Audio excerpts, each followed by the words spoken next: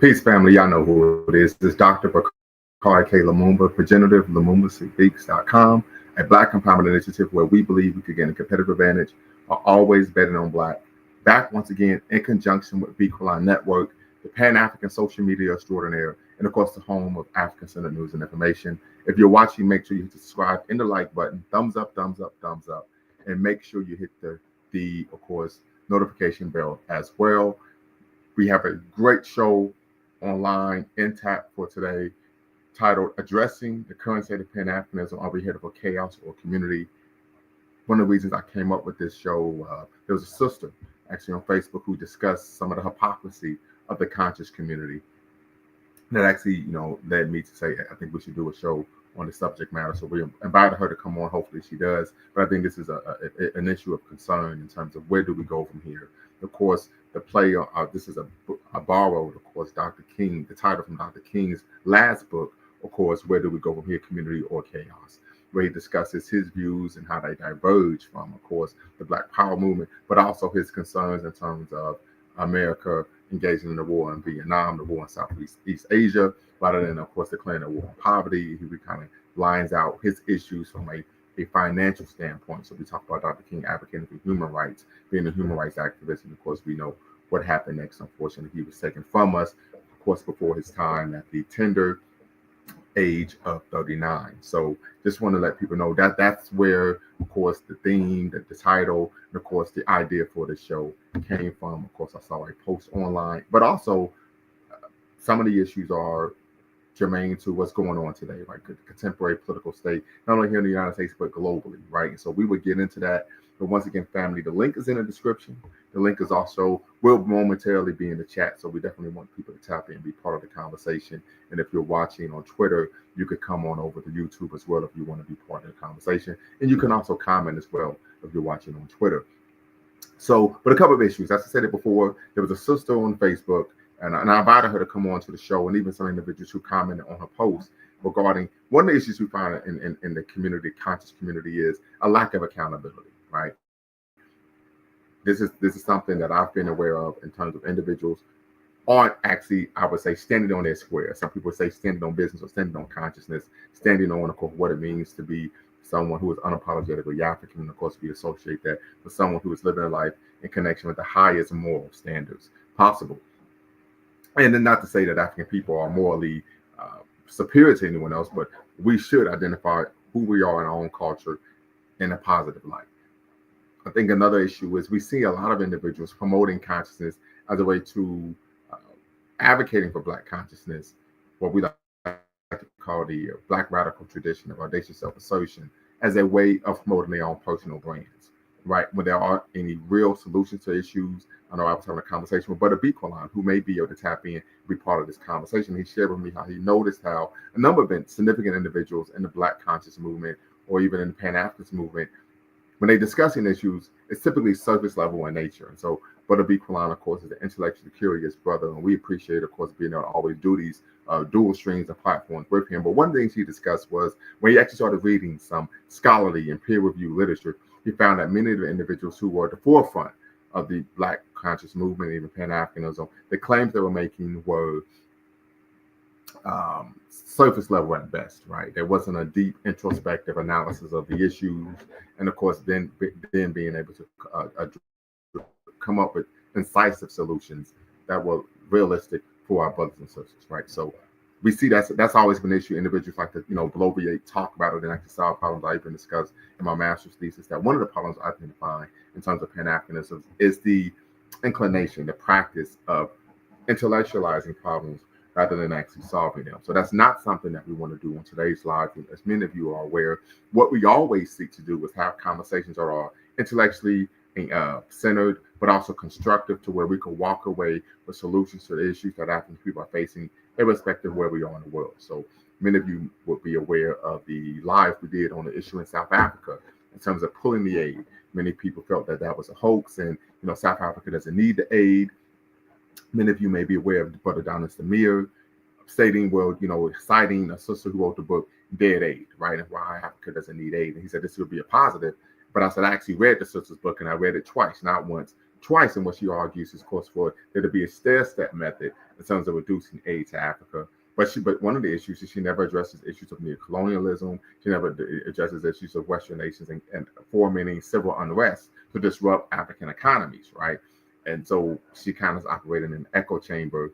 And of course, her solution was to actually be dependent on Western markets and Western credit to build African economies rather than Western aid, but still would continue to leave African nations dependent economically, right, financially, in terms of being able to develop wealth and jobs and infrastructure for, of course, their people, their citizens. So something to consider there.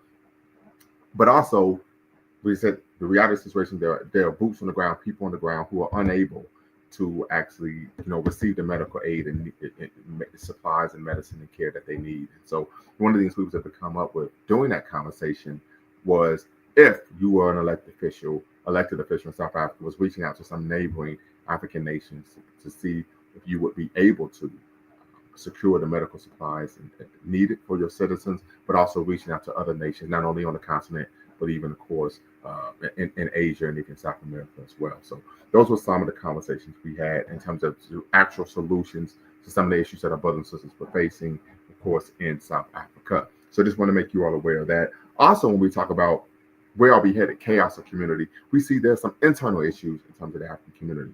We know xenophobia, unfortunately, here in America has been running rapid, right, with organizations and movements such as ADOS and FBA. But also we even find this concept of white nationalism being global as well. It's always been global, but we've seen a rather strong and strident resurgence in white nationalism. A great example would be, of course, the election, of course, of Donald Trump. But also, we talk about J.D. Vance, which is the vice president from my state, Ohio, and then, of course, Elon Musk meeting and advocating for the German far-right group Alternative for Deutschland, right? This is a far-right group that has been banned in Germany because of the advocacy for not only the Holocaust, but also advocating for, of course, a return to the Nazi party and the views of Germany and the government that was akin to, of course, the time of Adolf Hitler. So as a result of that, many are unaware of this, right? That's why we need to be incisive, intellectually curious, and read, outside of just what the American media states. But so we see this push of the globalizing white nationalism, this far right return. We see Elon Musk speaking about what's taking place in South Africa and that the white people need to be aided in South Africa. And so these are some issues that we find in terms of white nationalism resurging globally. Some would argue that it's never actually been in the doldrums, but these are some of the issues that we want to address in terms of addressing the concept of pan-Africanism. Are we headed for chaos or community? So tap in, family. I'm going to put the link in the chat. And then, of course, the link is in the description. I want to hear from you all. Where are we headed, chaos or community? And how do we build community? How do we go from chaos to community? So those are the questions that we're asking this evening. If you're watching, make sure you hit the subscribe and the like button. Thumbs up, thumbs up, thumbs up.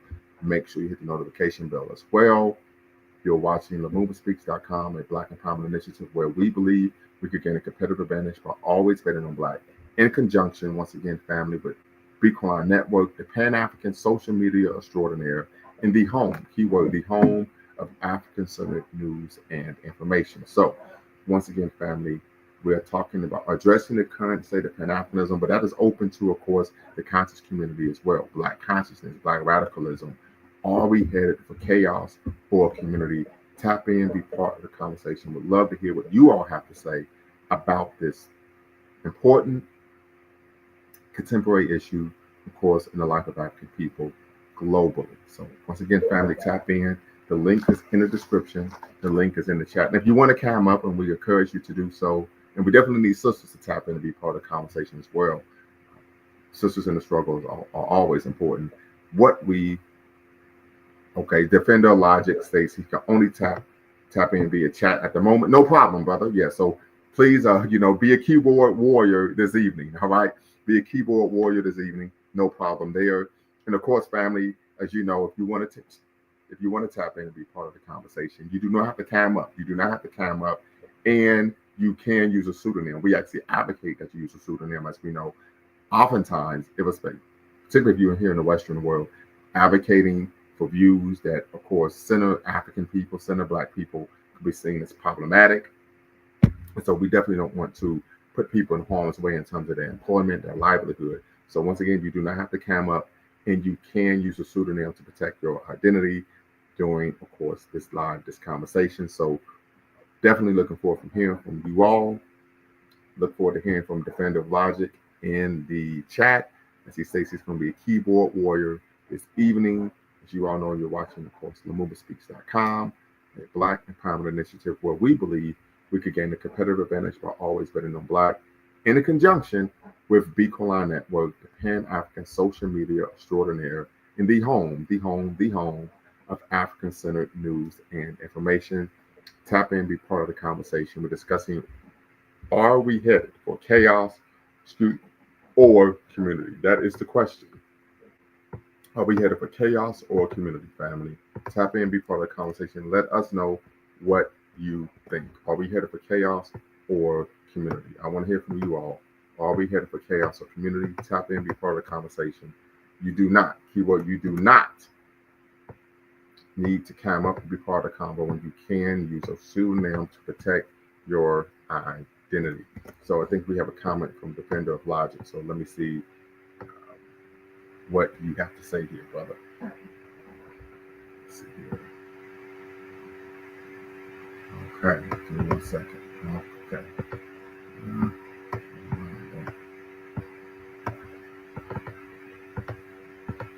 Yes, give me 1 second. Some changes here. It says, I remember when you were saying that Pan-Africanism was on life support. Yes. Do you think it would ever be resuscitated? Woo! Great question. Yes, I did say that. I said that Pan-Africanism was on life support. It's possible. I think it's possible to be resuscitated. I think one of the issues that we're really going to have to face is, how do we shift from simply cultural programming, intellectual masturbation, as some would say, intellectualizing problems, to building institutions that address the needs of our people? I think that's the biggest issue, right? I think the lack of institution building is a major problem in terms of why Pan-Africanism has lost its currency as the vanguard movement of African people globally, right? And so typically what takes place in the Black community is, if you have a problem, you go to an institution. It may be a community center. It may be a food pantry, right? It may be a religious institution, right? But you're going to an actual institution. And so I would argue that in order for Pan-Africanism to, of course, resuscitate itself, we must build institutions that address the needs of the people. Of course, I'm a strong advocate of the term treat people's needs as holy, right? There's a brother, Barry M. Hendricks. He wrote a book on the politics of Jesus. He argued that Jesus' politics were revolutionary in nature.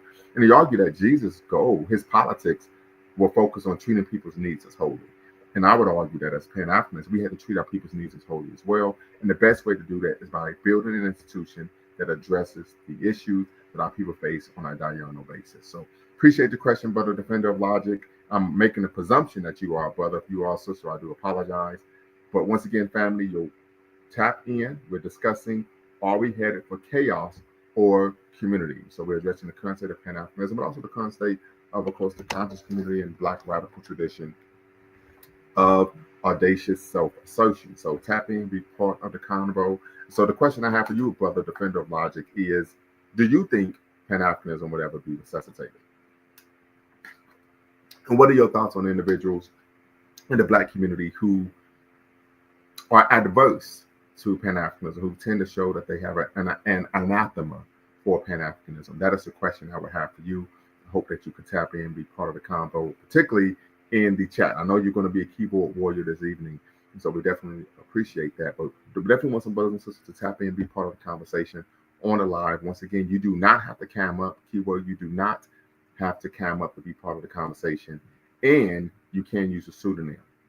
And there are no wrong answers. We want to have a conversation, facilitate a conversation that is intellectually charged, so that we can, of course, do what we can do to make the community, make the world better for African people at home and abroad. So we want to make sure that everyone knows our goal, particularly in terms of Pan-Africanism, is to what? Increase the quality of life of African people, right? The materiality of African people, wherever we are in the world. So shout out to Mr. Sandman. Appreciate the super chat. Pan-Africanism has so many African people that are against it. That is very true. Definitely hope you could tap in because I know you're going to drop some jewels this evening. The majority of Black people during the Civil Rights Movement were against Malcolm X, for example. This is very true, and as Mr. Sandman pointed out, the majority of the Civil Rights Movement was, of course, integrationist oriented, right? So that played a role in terms of there being some ideological schisms, ideological differences. We even see this now where we're really seeing a form of militant integrationism with ADOS and of course FBA, this form of militant integrationism, right? And then of course we know that a lot of individuals who are against Pan-Africanism or have an anathema for Pan-Africanism, when you have a conversation with these brothers and sisters, they tend to be extremely ignorant of the ideology, of the movement, of the history. And so not so innocent plug, and Mr. Sandman knows this, but the D1 Beach knows this, Defender of Logic knows this. This is why we're doing our Pan-African Leadership Series, Past, Present, and Future, where we're chronicling the lives of Pan-Africanist leaders of the past to learn how to make a better world for African people in the future. And so I think we're up to part 11 or 12 of this Pan-African Leadership Series. And of course, we're going to chronicle up to 200 great Pan-Africanists from all over the world. So definitely want you all to make sure you are aware of that leadership series. And if you haven't, make sure you subscribe and hit the like button here at Lumumba Speaks and Be Quran Network. Thumbs up, thumbs up, thumbs up. Brother LMA, who dribbles down the VA. What's good, brother? Okay, so Brother LMA, he's having some technical difficulties, but he will be back with us momentarily. Definitely appreciate the super chat, Brother Sandman. Anyone else, make sure you hit that super chat, family. We're back up and running. We, of course, are monetized now. It took us quite some time to monetize, but we appreciate the support. Definitely appreciate the support when I had to cancel the show this past Friday. As I stated before, there was a family issue in terms of health scare. That situation has stabilized, but of course, that family member is going to have surgery in about 12 days. So definitely, we won't be going live those 2 days that a family member's in surgery. But definitely, just want to make sure you can send your well wishes and positive energy regarding that issue. Priest of Brother D1 Beast. The majority of African Americans even thought Martin Luther King was causing too much trouble. Facts. Yes, absolutely. Yes. So it wasn't even just a Pan-Africanist issue. Yes, the majority of African Americans, yeah, absolutely, saw Dr. King as a problem. He was a troublemaker, so on and so forth. So this is something that we tend to find, unfortunately, in the community. Still haven't met anyone offline that knows what ADOS or FBA is. Got you. Okay. All right. Well, top in, we can unpack that. I want to be hopeful, but in all honesty, I'm slowly starting to become extremely doubtful. Pan-Africanism is so far behind in terms of operations and infrastructure. How do we go about closing a 400-year gap? So this is a brilliant statement, brother. My question is, when you say operations and infrastructure, what do you mean? Can you unpack that a little bit more for us in terms of what are the operations? What infrastructure are you speaking to? Are you talking about economic? Are you talking institution building? Talk to your boy. Brother LMA, what's going on? Hey, what's up, Doc? Can you hear me okay? I hear you just fine. Okay, cool, man. Hope things go well with your family. I just saw you going live, so I had to catch up. So the premise, can you restate the question? Can you restate the question for chaos or community, right? So and there are a number of issues. There's a sister that I'm Facebook friends with, don't know her personally, but we're just Facebook friends, and she put up a post speaking regarding her dissolution with the Black conscious community. One of the things that she stated was hypocrisy. Individuals saying one thing, doing another. Individuals engaging in what one would argue is morally problematic or untoward behavior, right? And the individual is still allowed to come around and speak, and extremely problematic, unbecoming. Where is the accountability? And then I kind of extrapolated that to, of course, Dr. King. This was during the throes of the civil rights movement. He wrote his book, Where Do We Go From Here? Chaos or Community, right? Because there tended to be some schisms between himself and, of course, Stokely Carmichael. Malcolm had been assassinated. Medgar Evers had been deleted. And a lot of individuals starting to question the efficacy of nonviolent direct action right? And so there were a number of issues at play. And so I borrowed from Dr. King, who, of course, ideologically we were on opposite ends of the street. He was across the street, but of course I respect his courage, his gravitas, and his commitment to African people. So honoring him, but also looking at some of the global issues as well. We could talk about, of course, the rise of a rather strident form of white nationalism here in the United States, globally as well. I talked about J.D. Vance and, of course, Elon Musk championing the far right German political party. I can't recall the name. Give me 1 second. Far right political party, Alternative for Deutschland, right, which is advocating for Germany to return to, of course, the Palestinian ideologies of one Adolf Hitler, right? So we see this going global now, right? And so it's always been global. But it's always been global, yeah. A strident form of white nationalism. And so the argument I have is, where in the French toast do we go from here? Do we go to chaos or do we go to community? Well, yeah, that's a tough one, because I've given this some thought too. And when I think about like a community, what it takes to be a community, as a group of individuals, like it's tough. It's tough. Actually, it kind of goes back to the question that the young lady had on Facebook about, like, she was expressing her frustrations with the conscious community, and I think we've all seen it, where it's just that, and I've had my thoughts about this as well. Like, imagine that I had a friend of mine who's a bit older than me, and I asked him, when he thought of the term Hotep, and he thought of the term consciousness, what did he think of, And from his generation, he thought of, like, the brother that was, down for his people, scholar, intellectual, yada yada yada, right? And I was like, okay, well, if you ask someone who's in their 20 now what a Hotep is, it's going to be, the Oswald Bates character from In Living Color, and it was just like a yeah, you remember them, right? And I think, and I was listening to some other commentators who were also talking about it, and the issue became that, yes, that's a good point.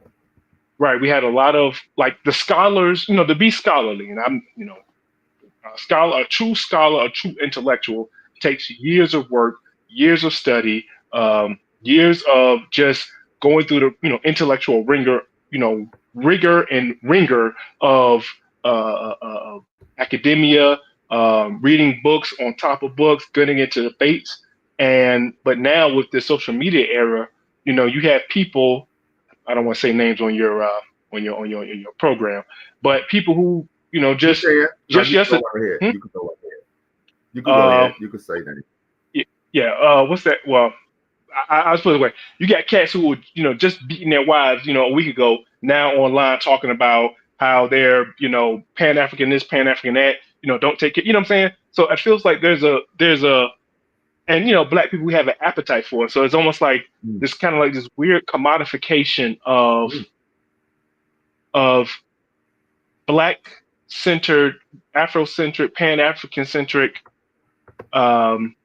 intellectualism, but it's not the real thing. It's almost like getting a knock, almost like a knockoff, right? Like, when I think of like the true, pro-black intellectual, I think of like Amos Wilson. I think of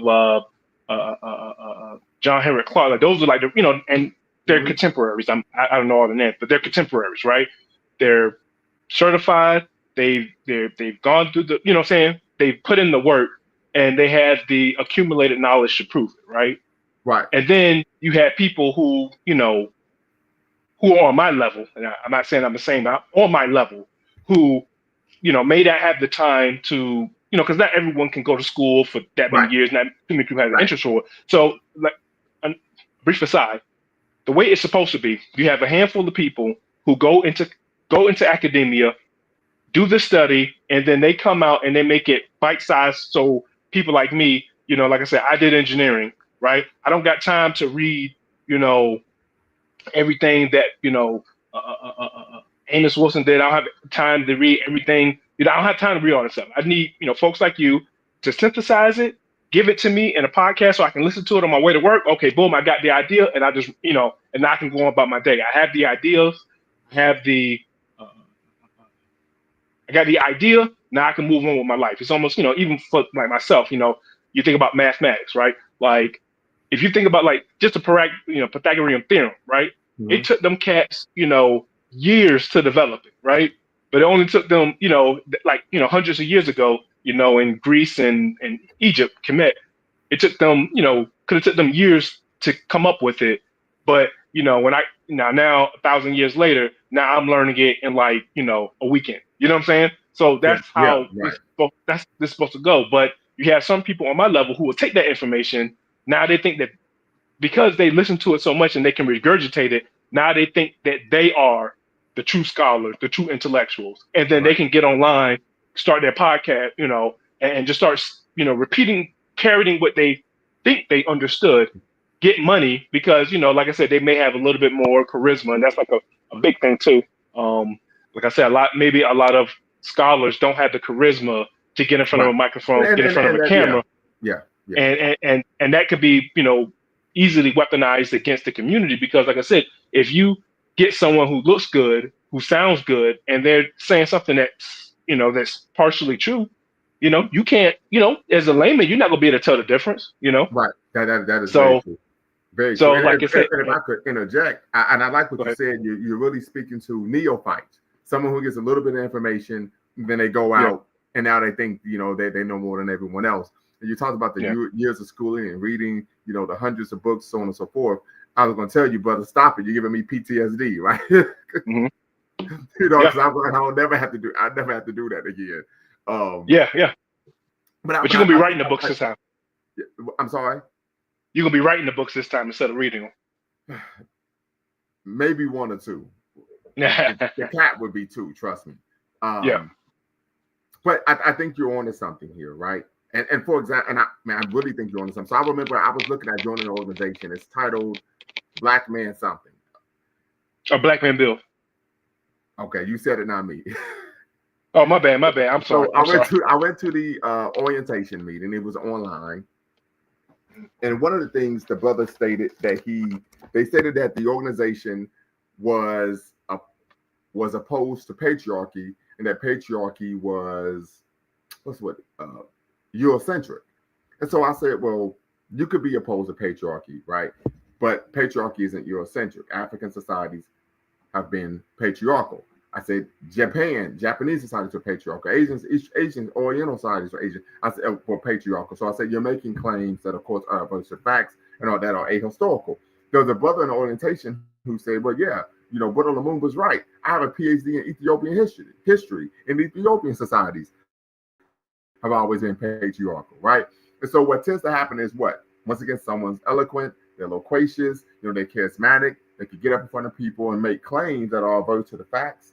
But since no one knows the actual information, they're able to get away with it, right? And I think that's what you're speaking to.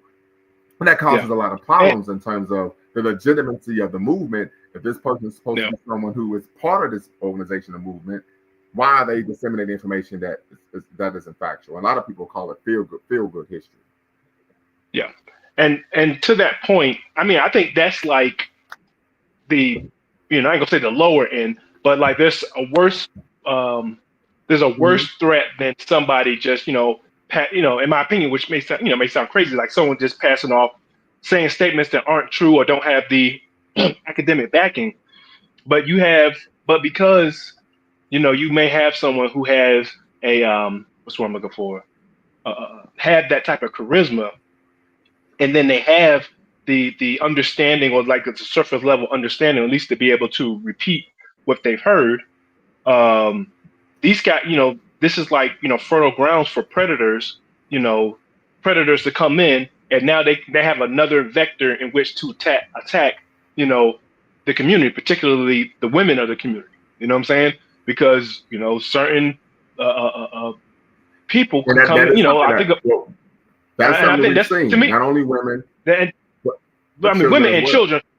Yeah, but that to me is the biggest threat that people who are who are Pan-African, Afrocentric, pro-Black, that is going to be the biggest threat. That is the biggest house cleaning that we have to do. Is because like I said, even if, someone may say that, patriarchy is Eurocentric, okay, he could have worded that better. He could have, like you said, he could have just said we're against patriarchy, but he messed up when he said, what I'm saying? That is a problem. But to me, the biggest threat in the conscious community, the pro-black community, are these, Mhm. lack of a better term, sexual deviants and sexual predators who are, putting on the garb. I let this joke around. They're putting on the kufi. They're putting on the dashiki. They got the daggone, what was that? That Boondocks we said, like, wear your capri pants, man. Wear your capri, wear your beads. Wear your capri pants. And these guys, and sometimes women, will Right. get it. Don don the attire, don the garb. Use the talking points, and then get Correct. people in a vulnerable position, and then take advantage of them. And now, not only have they, you know, harmed this person, usually a woman, usually children, they have damaged the image of somebody who is trying to uplift their community. You know, and to me, I think that's like the biggest threat that we have, and I think we need to really call it out because, like, and I think that in a sense that because I would say Pan African. I know there's three separate, so Pan African, Afrocentric, and Afrocentrism. I know they're three separate things. Pro Black, I know they're four separate things, but whatever. But it's like we're kind of on the ropes now, and it's just like you don't want to. In the beginning, you don't want to turn into a circular firing squad because there's so few of you that it's kind of like you want to, build. You want to just start building, and you want to start, attacking your enemies, but you don't have the. Go back to the gentleman said, you don't have the infrastructure, you don't have the organization, and you pretty much you got traitors and agents of chaos in your midst, and you can't move forward with that. So you have to get rid of that. You have to get rid of the infection, the lack of a better term, so you can start building and have a building organization built on integrity. Because you cannot have these sexual deviants, I guess the not question deviants, would be, predators. how does Yeah, one do that? I'm sorry. Say that again. So the question, I don't know if you're having trouble hearing, but the question is, so how would you go about getting rid of these individuals? I mean, it's going to have to be. Right. I mean, And one, real call it out when you see it. quick, this goes to Defender of Logic. That real quick, LMA, real quick. This is just to address Defender of Logic. You talked about there being any available tech being available that you really counter or provide like a retort to some of the issues we see being discussed. So Panafricanism is a journal, a beacon that of course promotes Pan-African ideas globally. So panafricanism.com would be an example. Go right ahead, Brother LMA, then we're going to give it to Brother D. I mean, I think the biggest thing is that we're just going to have to not be afraid and just realize, like, can you hear me? Can you hear me?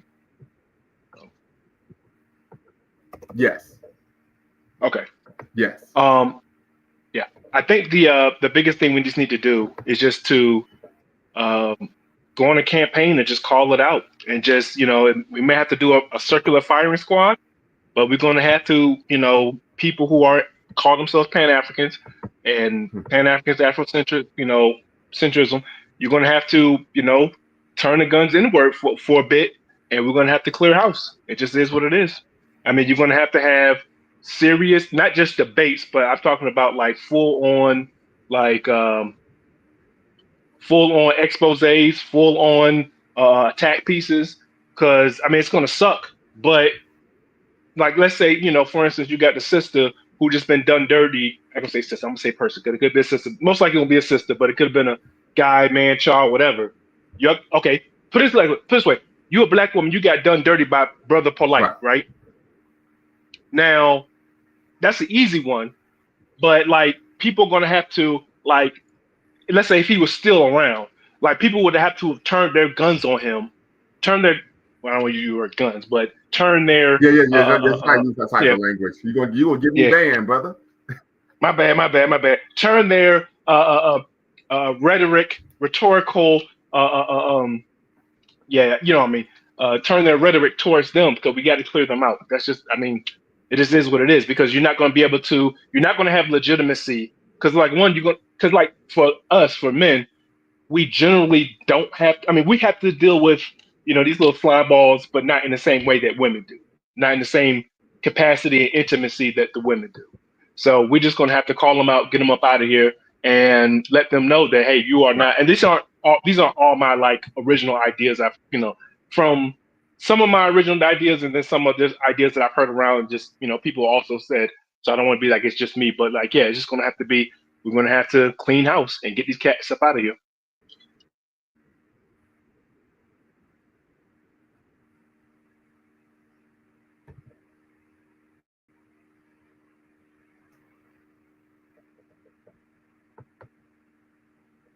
Can you guys hear me? Understood. So yeah, yes. Go ahead, but is it Yevis? Eve, like Eve Saint Laurent. I don't know. Eve. Okay, got it. My apology. Yeah, no, okay. I wanted. Apologetic. I don't speak French. My bad, brother. No, it's okay, man. You might want to hit up one of these expensive stores with the new, the new doctorate, bringing much prosperity to you. And I just want to make sure you pronounce the Yves Saint Laurent right. You know what I mean?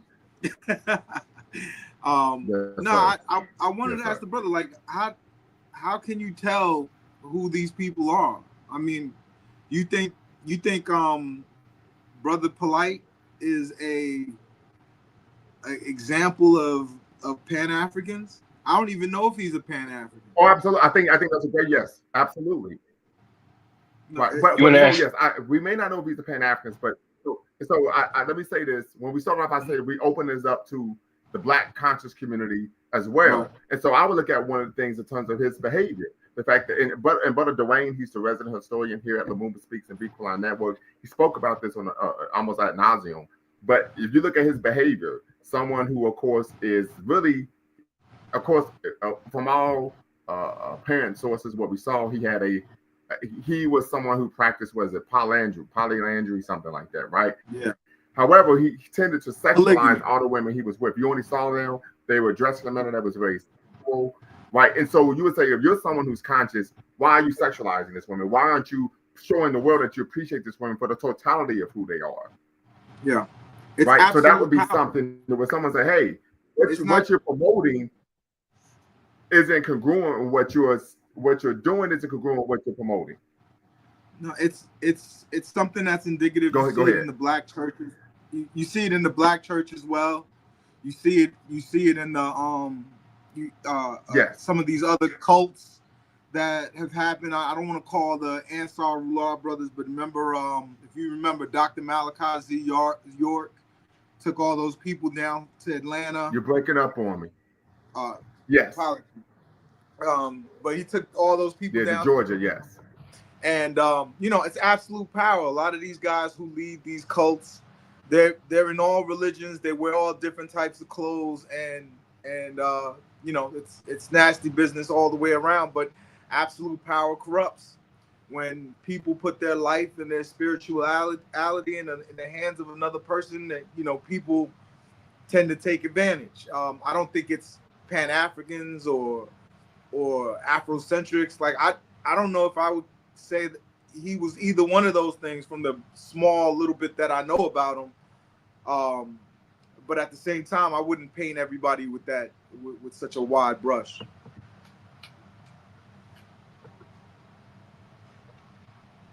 Absolutely, wide brush, absolutely. Very quickly, this goes back to Dr. Lumumba. So one is the Black.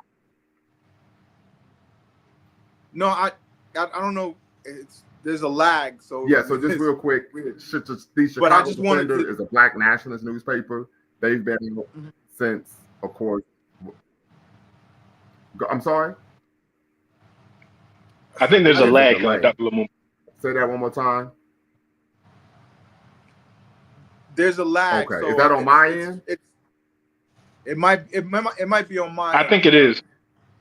No, Ease, I think I can hear you pretty clearly. Hey, Eves, can you hear me? I hear you good. Okay. Yeah, I think it's delay. Okay. I think the delay is on your side. What I'm going to do is I'm going to leave out I'm gonna leave out. I'm gonna leave out and come back in. Okay. Okay, I'm gonna leave and then come back in. You want us to Okay. stay here? Yeah, let's see if we can keep the stream going. But go ahead. Yeah. But I think you were asking about. You said something along the lines of not painting everyone with a broad brush. Can you repeat that thought for me? Yeah, nah, man. So I'm a Pan-African. I don't own a dashiki. I don't own beads. I don't do it. I'm not a Pan-African because of spirituality or trying to get connected to something. I'm a technologist. I build systems. I'm an agile software product manager. I know that's a long title, but yeah. So I just recently wrote a book about if you wanted to do Pan-Africanism, how to get it done, and what that political construct would have to look like. And I'm not like any of those things, but even the guys that you mentioned, Polite's not a Pan-African. Well, I also threw out Pan-African, Afrocentric. I kind of threw out like the whole, because like they, even though there's a slight difference between Pan-African, Afrocentrism, and Afrocentric, and pro-black and conscious, like there's a slight differences between the each one, but they're both kind of like in the same. They all go to the same cookout. You know what I'm saying? Even though they have slight differences. And what I'm saying is that there's a kind of a thread that goes on between, goes on within them, right? Like, if you're Pan-African, there's certain things that I can kind of like points that me and you will both share if we're both Pan-African, or me and you would share if we're both pro-blacks or whatever. There's certain things that we would share. And I'm saying is that somebody who is a predator, who is a predator can mimic, the look of a Pan-African, and then use that to then go and do damage and act out their predations. And that's what I was trying to get at. Not saying that because you wear a dashiki, or I'm not saying that every Pan-African wears a dashiki. I was just saying that as like as an analogy. But I'm saying is that a predator can mimic like a scholar, or mimic an activist to get so that they can go in and do what they want to do.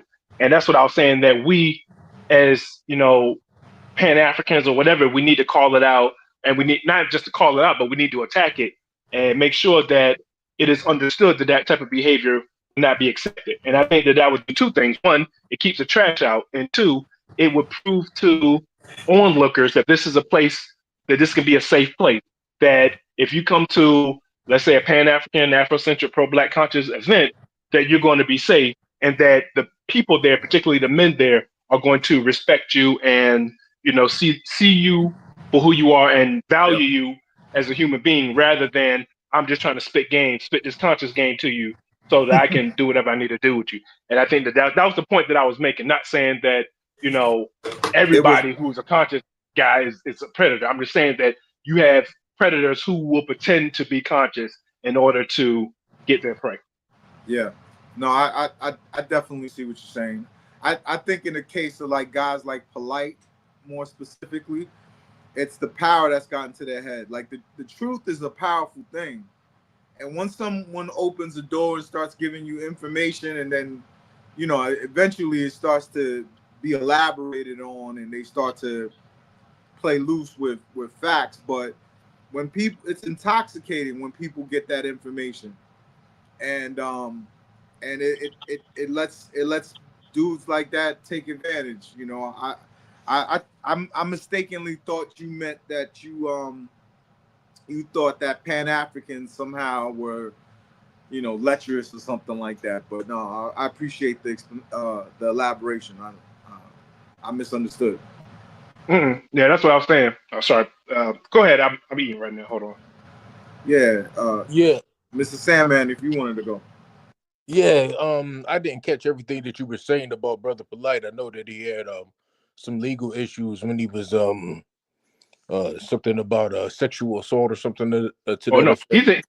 He's in jail right now. He's going to be in there for a long time. I think, like 15 years in. 15 He's years. in. Yeah, he had 15 years. Yeah, he. Go ahead.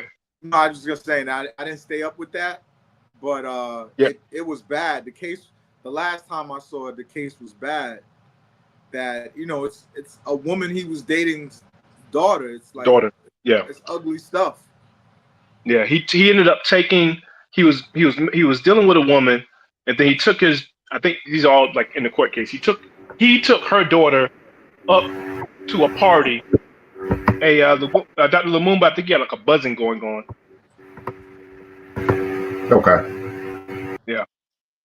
But anyway, so he took the woman's daughter up not out of state, but he took her away and like took her to a party, and then I think it was alleged that he drugged her and then he assaulted her, and like the proof was they found his DNA from his found his DNA on her mouth and on her neck and on her scarf.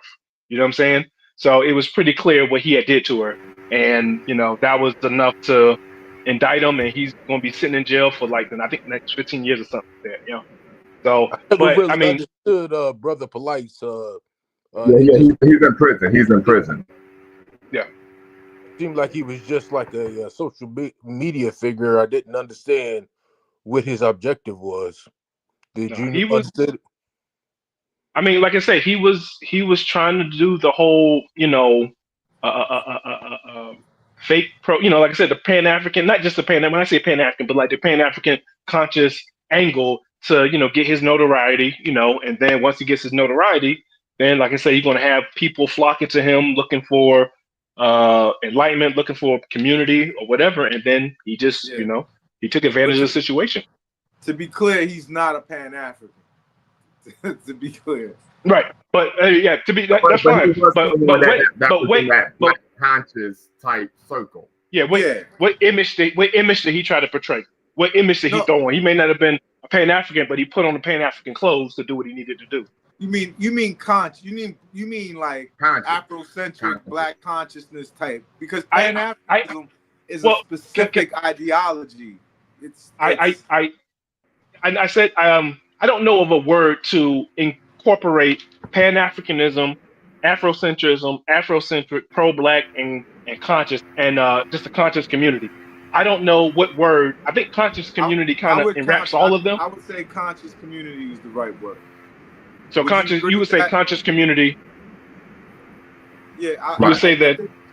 I think it needs to be, because again, Pan-Africanism is a very specific ideology. Like people like to make it a lifestyle, or it's none of those things. It's if you read Kwame Nkrumah, it's a very specific thing, and and people play very fast and loose with that. But the people who believe in that look all different kind of ways. All different kinds of ages. It's not a it's a political ideology. It's a little bit different than something like if you were to say the conscious community. Like I think that's more accurate. So if I say conscious community, I'm trying to use a word that encompasses all of them. So Pan-African, Afrocentrism, Afrocentric, pro-Blacks. I just need a word to encompasses all of them. And that's the word I'm conscious. Conscious would be the word. Okay. Conscious. Okay, yeah. So the conscious would be right. So let me read this. Pastor John says, polite, egotistic, circus clown. We have to be more aware of these personalities and teach the youth to spot these loons. So I would agree. One of the other issues, and I've talked about this ad nauseum on my platform when we talk about protecting Black children, is the number one cause of a child being a victim of childhood sexual abuse is the mother bringing these clowns around the child. Yeah, unfortunately. And typically what happens, it comes in the form of some type of financial largesse, right? This man is going to help me out in some way financially and caring for my child. The woman brings her guard down because now she's not financially distressed. And guess what happens? What happened in the police? I don't know if that more. is a conscious community issue, rather than this woman bringing this man around her child. Right. Hey, Dr. Lumumba, I came up here specifically. I don't know if you can hear me, but I came up specifically because I wanted to share that my book came out, and I wanted, if you could post in the chat your like a place where an address I could send it, or if you got a PO box or something like that, I'd like to send you a copy of my book. Yes. Okay, I'm gonna put it in the private chat. All right, because I'm about to take off, and thank you for allowing me to share, and I will be back again. This will be like my 4th or 5th time coming up, but I believe in what you're doing. I believe in your scholarship, and yes, sir. I learned a lot from you. So I'll be talking to you again soon. I remember you, Eve. You're from Haiti, right? All right. Say that again. I said I remember you. You're from Haiti, right? Yes. Yeah, he's from Haiti. Yeah. Haiti. Yes. Yeah. Well, anyway, gentlemen, Absolutely. Thank you. By way of NYC. Absolutely. Yeah. By way of Bed-Stuy, do or die. All right, no fam. problem. But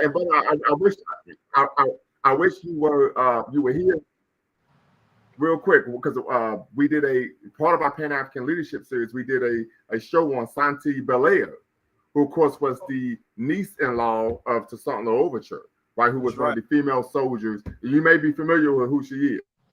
Yes, she was Yeah, so we hold it down, but the South Passe. She's somebody special, yo. If you're gonna do any content on that, let me know. I would like to take a listen. We already did. Oh, okay. So you have to go on YouTube, go to, of course, Lumumba Speak. Yeah, go to playlist, and then when you see Pan-African Leadership Series, you'll be able to find the video. Okay, I will find it. Thank you so much. Let's keep talking, fellas. Thank you. So appreciation to Brother Prester John. He states, I might dropped it, I nailed it, right? But this isn't even an issue, in my opinion, that really is reflective of a conscious community issue. It's an issue of women, unfortunately, and this is something that's germane in America. So it's not just a Black woman, but American women putting their children in precarious situations, right? That's the number one cause. This is, in my opinion, this is based on the FBI crime statistics. The number one cause of child sexual abuse, children being the victims of predation, sexual predation, is the mothers bringing these men around their child. The argument many people, feminists, would argue, well, they're struggling finding care of the child. Well, if they stayed with the father or picked a better individual to be the father, the child wouldn't be being put in this precarious situation to where the value system is whatever's convenient, or whoever comes around flashing money or promises of financial stability then has access to your kid, right? So that's not even an issue that has anything to do with being conscious. That's an issue of people, I would argue, not planning, right? We have to, make sure we're we don't plan to fail. We simply fail to plan. So that's kind of a side issue. But once again, I think you would be able to see, and Prester John, I hope you could tap in and be part of the conversation, that his behavior was representative of someone who you would argue should not be taken serious, right? I would argue Dr. Umar Johnson's behavior publicly is representation of someone that you wouldn't take serious. This is why most people just see him as a meme. I would argue someone such as, Tariq Nasheed, his behavior is not reflective of someone who should be taken serious. So when you see these things, we need to believe people for who they are, right? When someone shows who they are, we need to believe them, in the words of Dr. Cream or Dr. Maya Angelou. So these are things that we need to consider, right, in terms of holding people accountable internally in our community. Also, that if your behavior is untoward, is unbecoming, then you know what? Go ahead. Oh, okay. Yeah, I think there's a delay, but go right ahead, Simon. Yeah, so I was saying that I think it's also important for us as Black people, a part of the Pan-African movement, that we also have evidence and facts to back up the allegations that are up against, like, certain people who are supposed to be quote unquote leading the movement. So, because the media, even social media, has a way of pushing people's name through the bud, just to take away some of their power too. So I think we have to be able to uh, hold them accountable and get facts to back up the allegations that are put up against them, and then help hold them accountable for what they did, right or wrong. Absolutely. But I think one of the issues we tend to find, even with that, is based on the inability of many of our people to think critically and independently, even when there is evidence, right? They would simply say, well, but they're just bringing us up to bring this strong black man down. A great example that would be Elijah Muhammad, right? So it's oftentimes when you're dealing with individuals who are part of cults, and brother, of course, LMA and brother Eve brought that up. What happens is, even when you provide evidence, these individuals are so brainwashed, so thoroughly indoctrinated that they can't see the forest from the trees. Yeah. And it just so happens that, a lot of people lead with emotions, and it's easy to sway the audience or the group at mass by appealing to their emotional string. Absolutely. So if you could say something Yeah, like, absolutely. see, if you could say something like a leader did this, and the public will be appalled at his actions, and they'll disregard all the positive things he may or may not have done, and focus on the allegations that are up against him. But I think you're right. I would also argue marketing. One of the weaknesses that we tend to find in Pan-Africanism is the lack of marketing. As a brother defender of Logic stated, he said he wasn't aware of any websites, but I provided two. One would be a Black nationalist website, the Chicago Defender. Then, of course, the latter for the former was the Pan-Africanist website, Panafricanism, right? So I think one of the issues is just the lack of marketing, that brothers and sisters aren't even aware that these type of entities exist. Go right ahead, brother Sandman. Oh yeah, thank you for letting me in there.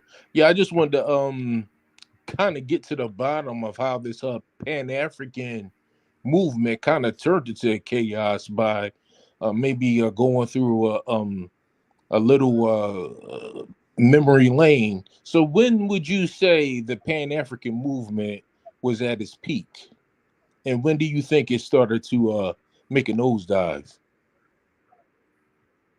So I think you can argue there have been a couple peaks, right? I think one, you can argue during the late 19th century, we had Martin Delaney. He was really holding it down, doing his thug dizzle, as many people would say. I would argue another peak was during the early 20th century, particularly the 1920s, in 1910s and 20s, with the rise of Marcus Garvey and Garveyism, right? I would argue another peak we found was during the African decolonization and, of course, the civil rights and Black Power movements here in the United States. We found, I would argue, so I think you could argue there have been three peaks historically regarding Pan-Africanism, right?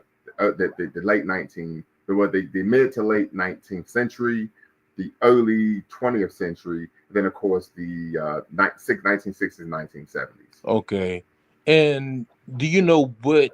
So it kind of like goes up and down like a cycle, almost like the stock market. Yes, sir. What caused each one of those peaks to start to take a nosedive downward? Do you know what was the thing that was going on? So yeah, I couldn't say one particular thing. What I will say is one of the things that I've noticed is that every period of real or perceived African progress, it was followed by a period of what? Racial, God, Lord, how much? What's the time I want to use? Racial resentment, right? Retrenchment. I'm sorry, retrenchment, not resentment, right, retrenchment. Right. So we're talking about here in the United States. We follow reconstruction of what the Nadir race relations, right? You follow this concept of Garvey with what? The Red Scare and the rise of McCarthyism, right? You follow the 60s and 70s civil rights Black Power movement with what? You follow that in African decolonization with neocolonialism, structural adjustment, and on the continent, and then of course law and order here in the United States. So I would make the argument that whenever there's been real or even perceived African progress, it's been, of course, followed by periods of racialized retrenchment. And this is true globally. It's been followed by periods of retrenchment. Right. Yes. And Pastor John says one of the biggest threats to Pan-Africanism is the pivot to Black conservatism and FBA ADOS. Yes. So we see this rather strident form of militant Black integrationism, right? But Pastor John calls Black conservatism. I would agree. And so we tend to see what happened is these are individuals who are actually aligning for some reason with far-right white ideologies. I can recall, and I'm glad you brought this up, Pastor John. I hope you could tap in and be part of the conversation. You know, you do not have to come up to be part of the combo, part of the conversation. Sister Michelle, you're tapping in. Appreciate the sister coming in from good Maryland. evening. Okay. Shout out to the East Coast in the house, right? Shout out to those terrapins. One of the issues we found was I was at the gym with Gillian. You know, I'm getting my body by Lumumba, and you know how I get down. You know what I mean? Suit on Batman, okay? And the brother was like, well, yeah, you know, and Hitler, you know, Hitler actually, he liked Black people. And I said, no, he didn't. He said, how do you know that? I said, it's very simple. I read Mein Kampf. So I said, what I'm going to do, I'm going to come back to the gym tomorrow, same time, same place, same channel, and I'm going to read to you what Hitler had to say about Black people. I said, but you can't go around just promoting misinformation.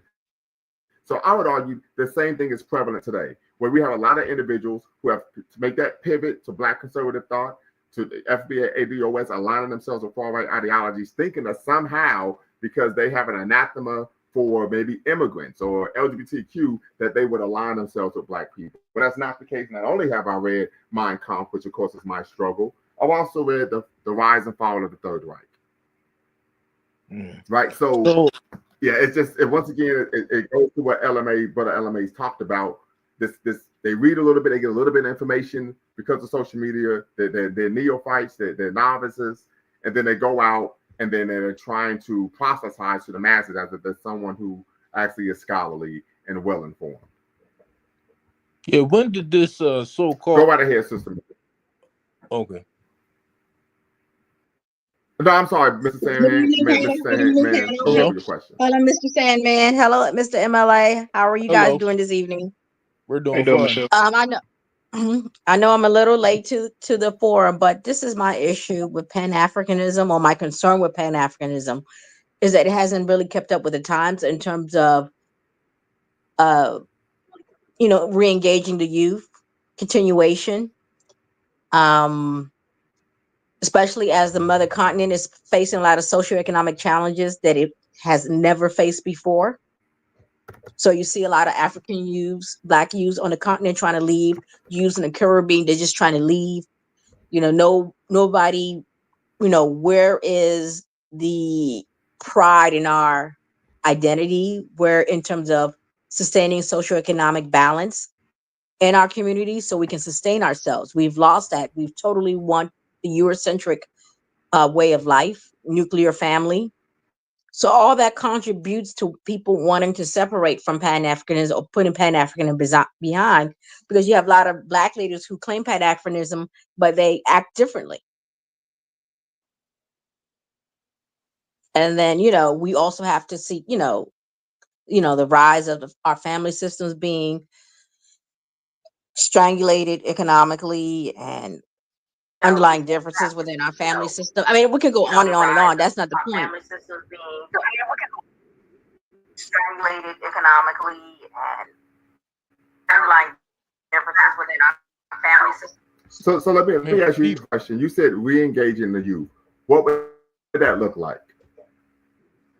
Re-engaging the youth, educationally, maybe on the weekends.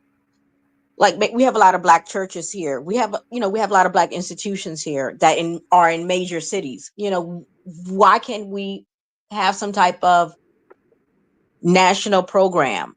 So maybe on the weekends or on when kids' days off, we can engage them. I mean, this is something we could have been like, for example, the Jewish community, in many of their universities, they have what are those Jewish programs for the students, so they can meet, engage in their culture, understand their culture, so they can sustain themselves. Yeah, that's But an interesting concept. I was doing a little bit of research on the history of communities in the United States, not just the Black community, but all the different communities, whether it be the Jews, the Italians, Irish, so on and so forth. Is we used to be a country of or the United States in particular used to be a country where everyone stayed in their own communities, and if you wanted to move into a Jewish community, Italian community, you had to be accepted by that community before they allowed you in.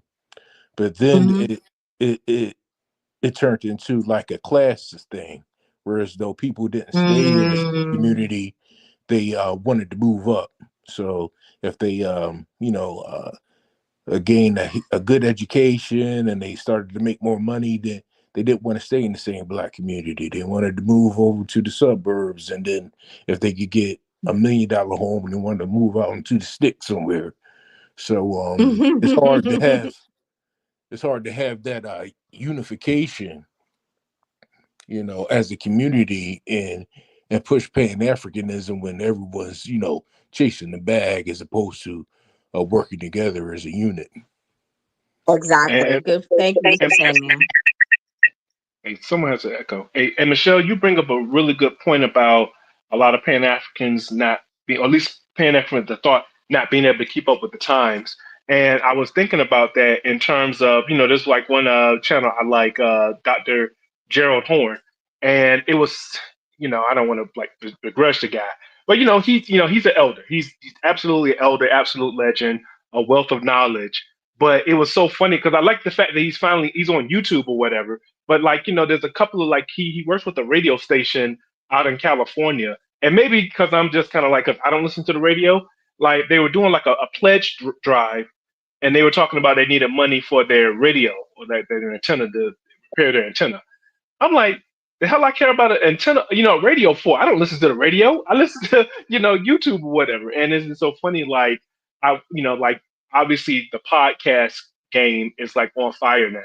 And you can probably say that the fact that, the presidential candidate, Trump was willing to go on to certain podcasts and, just kind of talk his talk, you know, which pretty much helped him get into the White House in a sense because he was able to reach a certain demographic of people who were just not into politics like that, right?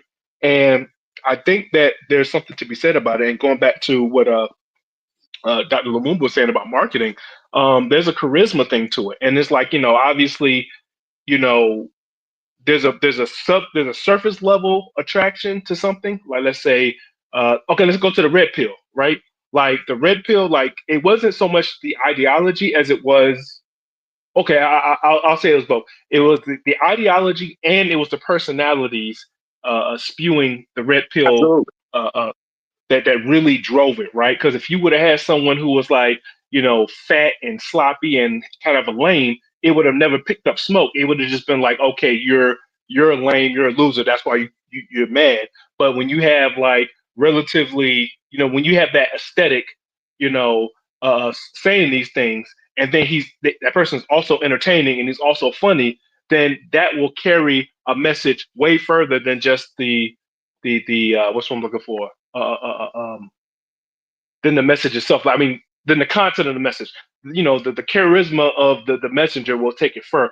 And then, that could be a double-edged sword because, like I said, if you have a lot of men, I say men, but people with, good charisma, like to the unsuspecting, like it's very difficult for them to, for the unsuspecting layman, they might not be able to tell whether they're being manipulated or when someone's actually spitting truth. And so Absolutely. the A one lot thing of I would like to factual see is, information. yeah, one thing I would like to see is maybe the intellectuals, the academics, the those guys get with some of these someone who's a little bit more charismatic, almost like the late night show. Like if you look at like back in the day, Jay Leno and David Letterman and all those guys, right? Like they're funny, but other people write their jokes. You know what I'm saying? Right. So it's not like one person. You see, it's called the Jay Leno Show, but it's the Jay Leno team. Like there's he has Right. his producers, he has his joke writers, and all this other stuff. He's just the front man. And so I would like to see something like that where you can get, someone who has, you know, the charisma of, I'm trying to think of just someone who's, the charisma of one of these red pillars, but he's talking Pan-Africanism. Well, you And I could think that's mention someone like Kevin Samuels. So Kevin Samuels would be a great example. Oh yeah. If Kevin Sam, like you said, he would just he had the charisma to carry it. Now, what he was saying, people can make the argument. I think a lot of what he was saying was kind of bullshit. But his charisma and his appeal and his, he took his message of the Black manosphere. He took it further than anyone else ever could. Like, he was like the first person in the Black manosphere to get 1 million followers. You know what I'm saying? Like, he took that message further than anybody could. You know what I'm saying? And He had he men wasn't saying and anything women. different. Say that one more time. He had men and women done. Exactly. You know what I'm saying? And you would think that the women would have the most, you know what I'm saying? So, but that's neither here nor there. But what I'm getting at is that there's a marketing and charisma gap that we need to work on. And it's hard because, like I said, I'm not saying this. You can have charisma and you can have, intelligence and academics or whatever. But a lot of times those bubbles don't necessarily, those what I call a Venn diagram, they don't necessarily meet as a Venn diagram, And so, not as a Venn diagram. I'm sorry, what's the word? I forgot that shit. But you got Dr. Yeah. Umar. I know he has some personal problems right now, but Dr. Umar, he doesn't even have a YouTube channel, and he's crossed that line. He has a YouTube channel. But real quick, he has a YouTube channel. It's King Kong Consciousness on YouTube. But no, it's not his. Somebody does it. Somebody puts it on for him, but it's not his personally. Okay, but here's a couple of issues, and one I want to, and I'll address the Umar. But there's a couple of issues. Number one, when you talk about why aren't the churches, right? And I did a conversation I had with Brother Dwayne Omawale, and he actually called me maybe about a week and a half ago and said, "Hey, you were right. When you talk about the church, their primary goal is to proselytize, to save souls, not address the social, political, and economic issues that Black people face. It isn't even in Black churches. If you go into a Black church talking political game, talking pan-Africanism, talking politics, talking education, what they're going to say to you is what? If it ain't got anything to do with Jesus, there's the door." Right? So these are things to consider. Now with Umar Johnson, in my personal opinion, is not a Pan-Africanist in any way, shape, or form. He is someone who uses Pan-Africanism to promote his personal brand. This is a reality. He's able to get away with that because he's loquacious and he's articulate and he's a great communicator. But his behavior and his subsequent statements have shown that this is not someone who is serious about restoring African people to their traditional greatness. We just got to be honest about that. Well, I would like to put him through the test. If I had enough money, I would address him personally and say that I want to, open your school right now. I have $1 million. Let's get it started. If he gives me the runaround, then I would know that, all of the things that's suspected of him is probably the truth. Because his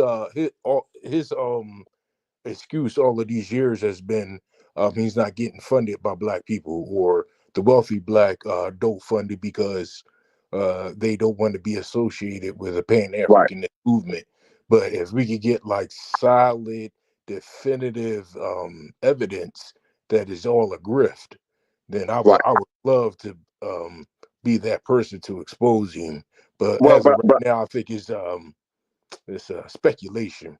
Well, respectfully, we could throw the school out. We could look at his personal public behavior as an example of this is not someone who is serious about restoring African people to their traditional greatness.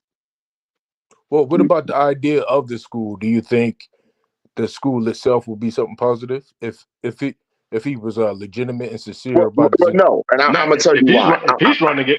Hold on, real quick. I'm gonna tell you why I say no. One, because this is the man that said that he wants only women working at the school, and that if they behave in a manner that is inappropriate, he's going to paddle them. He actually said this. This is up on YouTube. This isn't someone who's serious about educating African people so that they can actually. I think he was just being, a little jokey joke, a bad okay, joke. So I don't think he. So hold on, real quick, sister. So let's say that he was making that comment in jest. I make comments in jest, right? People know that if you meet me at the gym, I'll be talking crazy. You know what I'm saying? You ain't going to hit that way all the time. But when you go on a public platform and you know you are a Pan-Africanist, you're claiming to be a Pan-Africanist, you know this is the ideology that is on life support that's promised so much but given very little, and you're consistently engaged in this way. I can't take you serious. Come on now, No, like I'm we just got to. saying, This, like, this man is damn near cutting 50. out Stop. Hold on, his. real quick. This man is 50 years old, almost 50 years old. This man is a PhD. He's a PhD, just like your boy. If you're serious, you know better. Period. There's no excuse for that. Right. No, I'm And my not question talking to you, about his Dr. Lumumba, his Dr. Lumumba, why aren't brothers like you, a group of, excuse me, Mr. Sandman, brothers like you, a group of you could come together and actually address Dr. Umar? Why hasn't Well, that been actually, done? I have. So Dr. Umar Johnson and I, we met in 2011 in Cincinnati in a Marcus Garvey birthday celebration.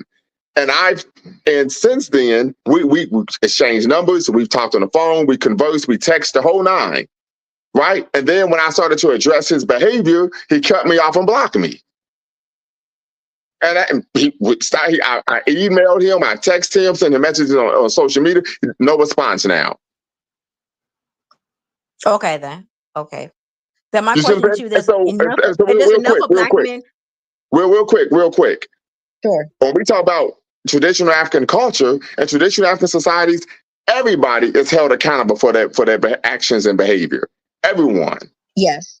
Yes, but he's at a level where I think it maybe take a community now will have to come together strategically and address him. Say, hey, brother Umar, these are our concerns. We're not out to bash you or embarrass you, but we need these addressed ASAP.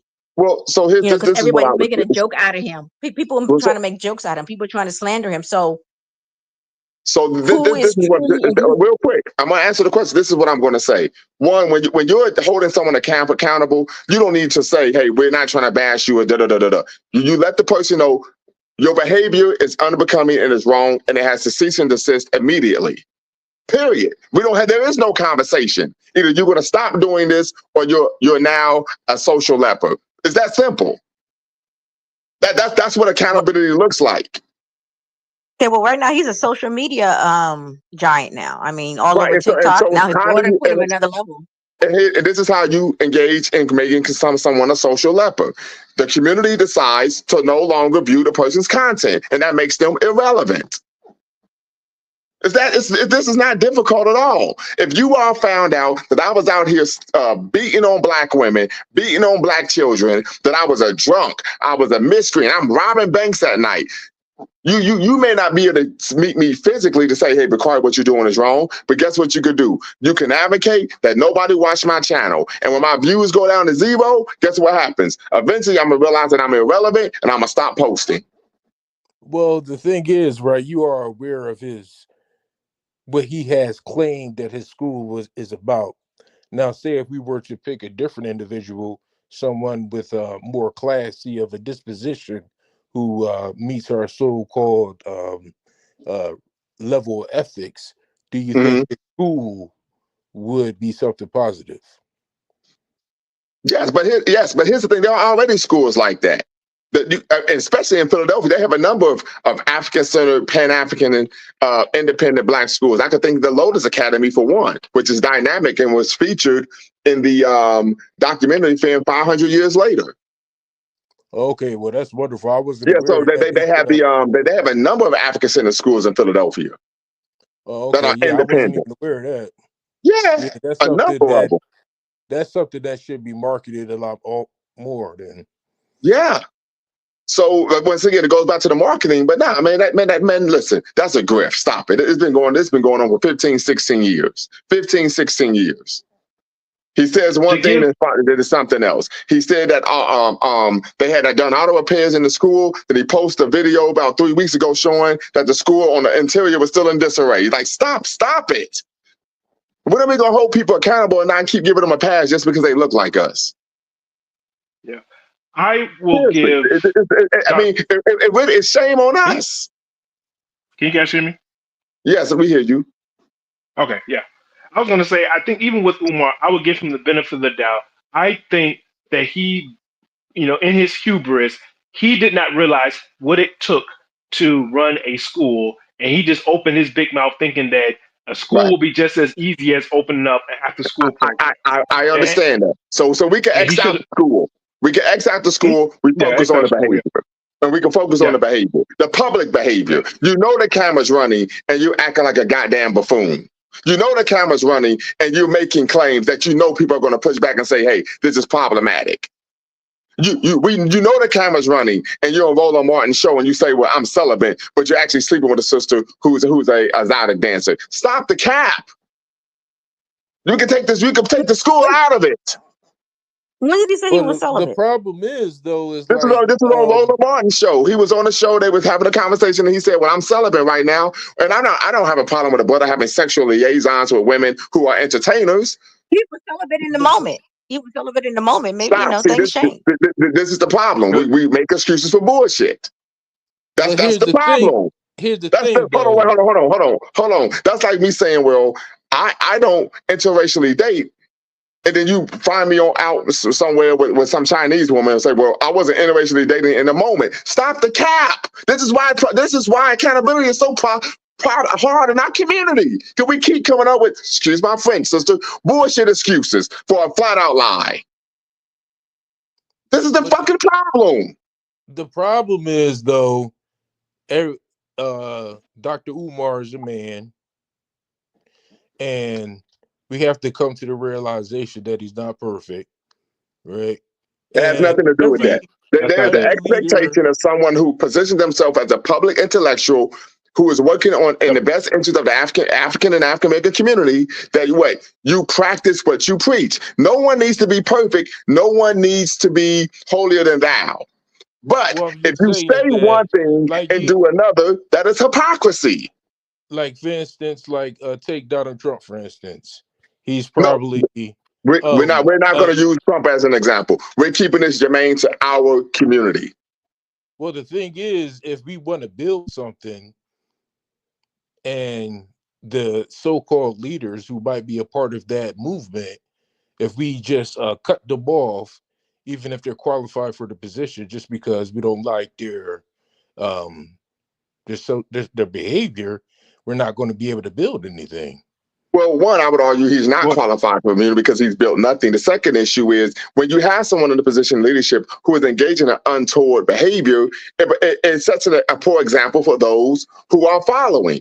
So, for example, and you are a father, right? We all know this. And just so we can take it away from being a parent. If there's someone in the neighborhood or someone at your school that you look up to, if he's acting in a way that's unbecoming, you would then believe that it's okay for you to act in a manner that's unbecoming. There are prerequisites to leadership in any capacity.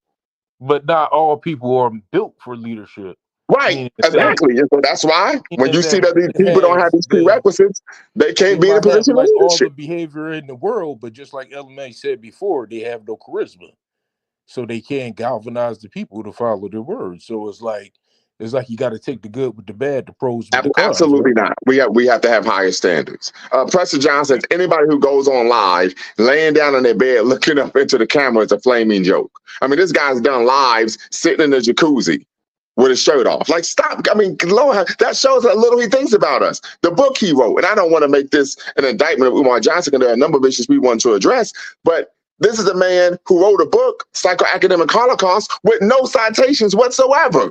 So that shows how little he thinks of Black people, that he doesn't even have the wherewithal, and he knows this because he's a PhD like me, that you're supposed to cite your goddamn sources. Stop the goddamn bullshit. But he said that the reason why he didn't have to cite his sources because he said real quick, that is Chitlin Circuit scholarship. I'm not going to provide Chitlin Circuit scholarship to my community if I'm trying to disseminate information that's going to help them. If I'm someone who's serious. But that shows how much you think of Black people. I'm going to write a book that's supposed to be scholarly in nature, and I don't even have to include any citations because you're just going to believe what I say anyway. The Prince of Pan-Africanism. Then he says he's the greatest Pan-Africanist since Marcus Garvey. So you've accomplished more than Steve Biko, than Thomas and Carr, since Malcolm X, since Asana Shakur. Like, stop it. This is all about self-promotion. And if you can't see this because you don't want to. And one of the reasons we accept this type of bullshit, my French is Frenching today, right? Tonight, right? Is because there's such a vacuum in Black leadership that we accept any and everything as a leader. No, I just believe that you have to make people useful, or if you just waste the talents that they have, you can't you can't get the full opportunity out of the situation. Well, I believe that sometimes. I believe sometimes you got to cut a man loose. Might be a criminal. If someone might be a criminal, if he's a great warrior and he can go to war for us, then you put him to war. Well, I was as someone who was in the military, and Mr. Sandman, you were in the military as well. Right. Criminals tend to be undisciplined. I doubt that anyone who is a criminal will be a great warrior. And I say this because when I was in the military, there were individuals who joined the military because the judge told them it's either jail or the military, prison or the military. They chose the military. And guess what? They typically flamed out in 6 to 8 months. They actually got kicked out the military because they lacked the discipline it isn't necessary to be an adequate and competent soldier. Well, you could take, for instance, the general that Abraham Lincoln chose, who was very undisciplined, but he's the general that won the Union Army the war. What are you talking about? You talking about Grant? One of the generals that Abraham Lincoln didn't get along with. Yeah, he was the one that just he wouldn't. He was very undisciplined. Did what everybody to do. Didn't follow any orders, but he was the most effective general in the world. I mean, in the war, and he wanted to help with. He was the galvanizing, or he was the biggest factor of helping the Union Army win the war against the Confederate Army.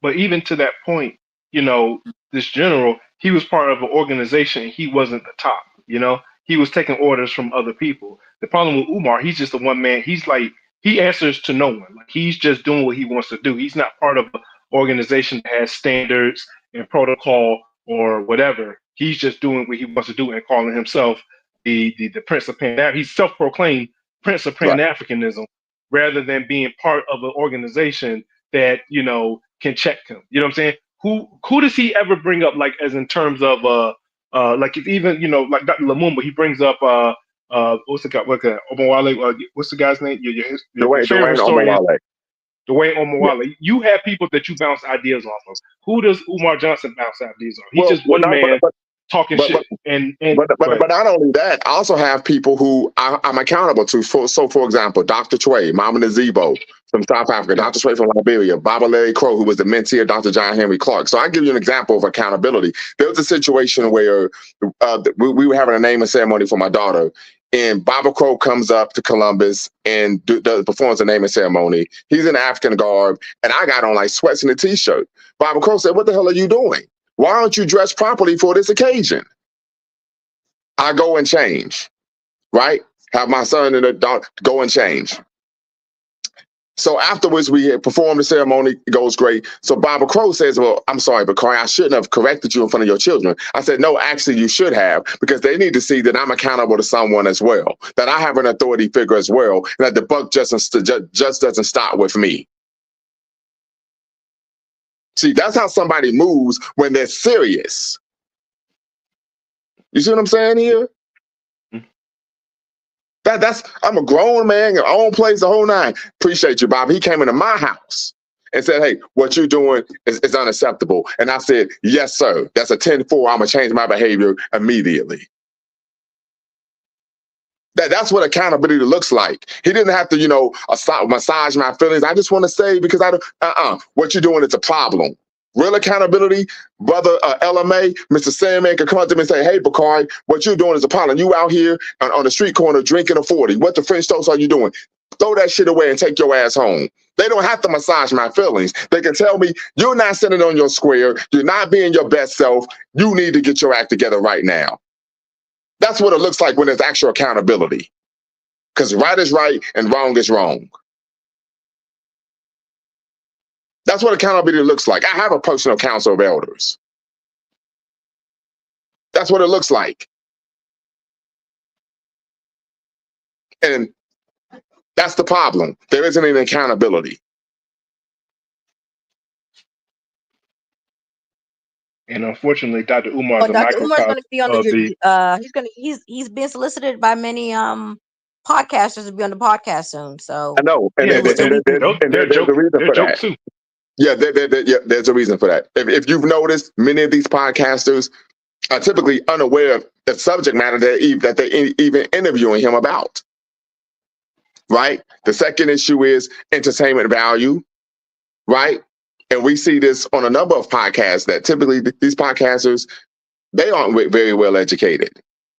Right. So it's like Brother LMA said, they're a joke as well. Right. None of these individuals or entities are something to be taken serious. I know Shannon Sharp, who I think is one of the greatest tight ends of all time in terms of NFL history. His podcast and his YouTube channel received like it got the best YouTube channel and podcast of the year. And I said, yeah, but all he does is all it is celebrity gossip. Isn't anything that actually helps the Black community any? Right. So we have to look at the content. Right. And there's nothing there to offer that's going to help our people.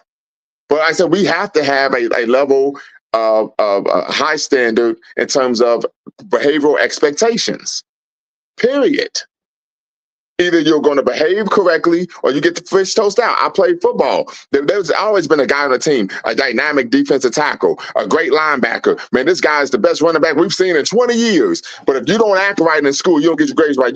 Sometimes you got to cut a man loose. Get out of here. Because that person will be a cancer. Their behavior will spread to other people. It sets a bad precedent that it's okay to behave and act and comport yourself in this manner. And that goes right back to what the sister who was the brainchild of this live talked about on Facebook, the lack of accountability. If you hold somebody accountable, you don't go up to them and say, well, I'm not trying to hurt your feelings, but you tell them what you're doing is a problem, it's wrong, and you don't do it again. And if you got a problem with it, there's the door, and don't bring your ass back over here anymore. Period. You don't coddle when you hold someone accountable. You don't massage a person's ego and spare the person's feelings. You tell them the truth. If they got a problem accepting the truth, that's their problem, not ours. That's what accountability looks like. And you also could look at like another sports analogy would be Phil Jackson, who three-peated twice with the Bulls and once with the Lakers, and he had to deal with a lot of knuckleheads as well with Dennis Rodman. Mm-hmm. But he had to know how to influence this guy to get motivated to play. But because of his ability, but once again, that's like sports. It's sports, so it's a bit different, right? It's a bit different because it's sports. In sports, there's an expectation that these guys are gonna. I mean, most athletes, and I know this as someone who was a former athlete, tend to be socially immature for their age, right? And so, how do you coddle and manipulate these guys in order to put their best out on the basketball court, right? Real quick, Defender of Logic stated, I also noticed that Umar never engages with his intellectual equals. Absolutely facts. He's always talking to podcasters and entertainers. I've yet to see him talking with scholars and other PhDs. Absolutely. Facts on facts on facts. Matter of fact, I think Brother Sandman, Brother LMA, and even a couple of the other brothers who are frequent guests on, of course, Lumumba Speaks, talked about how they wanted me to interview more of my equals, right? That it was great content. And I've been doing that. Yes? This is how you know if a person's serious or not. Part of being a scholar is allowing yourself to be challenged intellectually so that you can see what flaws or holes you have in your own argument, and then you're able to strengthen your position. Right? Because I've seen him on podcasts, and I've even done reaction videos to some of his interviews where he's making claims that are patently false, adverse to facts, ahistorical in nature. But because the individuals he's being interviewed by don't know the history, he's able to just talk over them. And Dr. Lumumba, this might be another, I'm not trying to put more on your plate, but this may be another avenue for you to go down, is to do a reactions channel to a lot of these, don't have to be just Umar, but just bad people who carry who are in the conscious circle, who put on the conscious garb and just do reaction channels. So whenever they say something that's out of pocket, wrong, incorrect, you can just make you got content where you can actually challenge them and say, no, you're wrong because of this, and this. And I I've think done that that with a couple of individuals. I think yeah, Larry Elder, Candace Owens, etc. But actually, we're actually looking for a partner. We need someone to tap in who's willing to actually help assist in leading some of our lives. The reason for this is, family, I'm going to be starting a new position the 1st of April as the director of the Sacramento State University Dr. Martin Luther King Jr. African American Culture Center. I'll be the director of the. Where are you going to move to congratulations. California? Yes, that's in California, and so I'm going back to Cali, right? And so as a result, we're gonna need some help to keep the show up and running.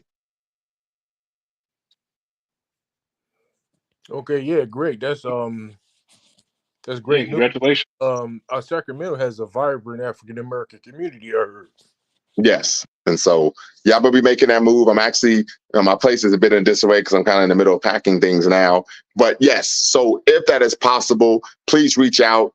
You all could go on. You can send me a message online. Of course, you all know the website, and of course my email, because we're going to be looking for, of course, help in continuing to keep the show consistent, particularly particularly when it comes to the Pan-African Leadership Series, right? So if we can at the very least have people support us in leading some of those conversations on the Pan-African Leadership Series, that would be great. Greatly appreciated. And then by you having this channel, would this be in conflict with your position? Because sometimes some topics are controversial. No, they know about everything that I do. So that's not an issue at all. Well, look at what happened. I mean, again, I guess we can have another topic, but look at what happened to the student that was protesting at Columbia University. This, things can get sticky. Look at they've done, like, even Candace Owens and what's this girl's name, Faith. They made some comments about the situation in the Middle East. Next thing you know, they're being pulled. So again, that's another. I guess it could be there's a couple things. But there's a couple things, right? This is why you clear things with your supervisor, your authorizing agent, right? So there are certain conversations that my supervisor said, hey, you don't want to have in a public forum because it may reflect poorly on the institution, and because I'm not a faculty, I don't have academic freedom, right? Academic freedom, you can say whatever you want for any reason you can. I'm not faculty, I'm administration, and so as a result, you just have to be responsible with your words and what you're saying. And those issues aren't germane to me because those issues aren't germane to African people, right? So that's not an issue I would be touching anyway. But once again, it all comes down to having those conversations with your supervisor and making sure that they know what you're doing. And there may be times where they say, hey, you know what, that's something that you don't need to touch on because it may reflect poorly. And so you move accordingly. Okay. Yeah, I heard Cornel West is a Sacramento native. You could run into him and maybe do some stuff with that guy. I mean, I think he's not, really hardcore I think Christian. he's at Princeton. Yeah, he's at Princeton, and I've met Cornel West. I don't think highly of him as a scholar in terms of Black people, right? So I'll just put it that way. I mean, I know he's a great scholar. Don't get it twisted, right? But in terms of what really, and we're about to close out in a minute, but what really propelled Cornel West to prominence as a public intellectual was his book Race Matters. And in that book, he really he did go up in Sacramento. He took shots at Dr. John Henry Clark, Marcus Garvey, etc. That's what propelled him into prominence as a Black scholar, a Black public scholar, public intellectuals, because he was taking shot at people who were Pan-Africanists and unapologetically African.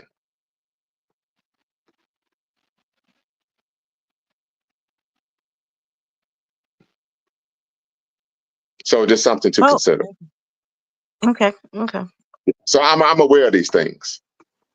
I mean, and he makes a number of claims that if you are in the know, you're like, that makes no sense. For example, he argues that he's a Marxist, but then he promotes a concept that he calls Christian Marxism. If anyone's familiar with Marxism has an extreme anathema for religion, right?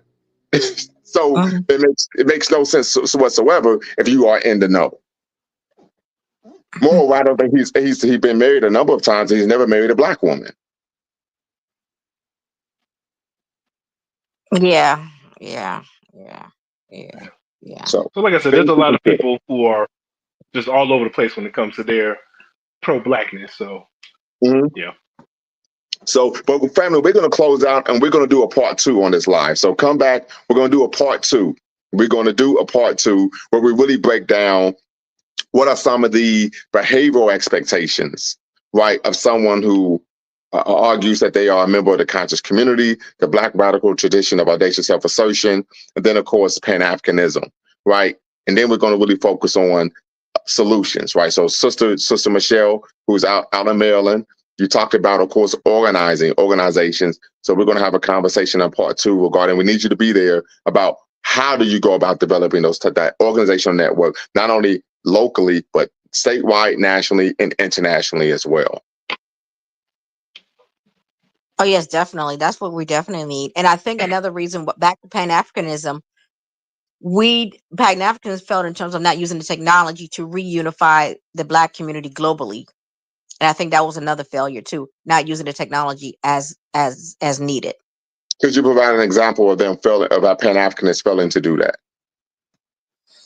Again, transitioning into more of the YouTube. I'm noticing now, like, what is the scholar name? He has the Black Liberation Channel that just started about maybe 2 years ago or a year ago, but you're late. If you had started off like the African Diaspora Channel, he started out in the grind like 10 years ago. Now, he's built up his format, but he's not a Pan-Africanism per se. No, he's not. No. Who isn't? Phil. Scott. Yeah. He's the oddball because he's like all up in Africa, but then he, so and then he's talking, and really what I noticed, and the first, he takes his cues from Tariq Nasheed. So when I first kind of was getting heavy into the YouTube streets, I was on Dinah's platform. We were having a conversation, and he was saying some negative things about brothers and sisters, Haitian brothers and sisters, etc. And I counteracted every claim he made and showed how what he said was false. And I said, listen, brother, you have a platform with over 1 million subscribers, and every claim you just made is adverse to the facts and ahistorical in nature. What the French toast are you doing? I said, you need to tighten up. And I remember I went to bed that night, woke up, and I had about 200 more followers on my platform. Right? So once again, it goes back to what LMA said. These are individuals who are neophytes, who aren't scholarly, who aren't well-read, and I watched his show. He's all over the place. He doesn't oftentimes know what he's talking about because, unfortunately, we know it's a privilege to have the time and the luxury to go to school and read and study and do all those type of things. But you have a responsibility to our people that if you're going to disseminate information, you make sure that the information you're disseminating is factual in nature. We have that responsibility, right? So there are a number of issues, but yeah, when he started off, I thought he was a Pan-African. It was a African Diaspora News Channel, which of course is a Pan-Africanist term. And then next, he started talking negatively about African people and Caribbean immigrants. But then he's the same guy claiming you need to have an Africa plan. Makes no sense whatsoever. He's going over to the continent and talking about the great time he has and how he's being embraced and they're happy that he's embracing his homeland and so on and so forth. Then he gets on a podcast and he's shitting on Black people in Africa. What the French soldiers going on here? So we see a number of individuals are ideologically inconsistent. I would argue that one of the reasons that is the case is because they don't actually read on any political ideology. So they're all over the place. So when I had when I was a member of an organization, that the Coalition of African Unity, our orientation packet, people had to read up on the history of integrationism, Pan-Africanism, and Black conservative thought. So you're going to read this. You're going to leave here, you're at least going to get an education. And we didn't tell people what they needed to follow. We said, you're going to read this information. It took about 30 minutes. And then you're going to, of course, come back and tell us where you see yourself aligning. And this wasn't information I came up with. We simply copied and pasted the history of Black political activism from Dr. James Cone's book, Malcolm and Martin in America, because it provides a historical overview of integrationism and Black nationalism. And then we provided the historical overview of Black conservative thought in the book Saviors of Sellouts on Black conservative thought. Right? So this is scholarly literature, and we had them read it. And most people, if you say, hey, we want you to read, they're going to be like, well, this ain't the organization for me. I know, because I've been doing this a long time. It's just the reality. So something to consider. Defender of logic. Yes, I saw your question. Yes, the email that I have on my profile, you're able to reach out to me. I answer that email every day.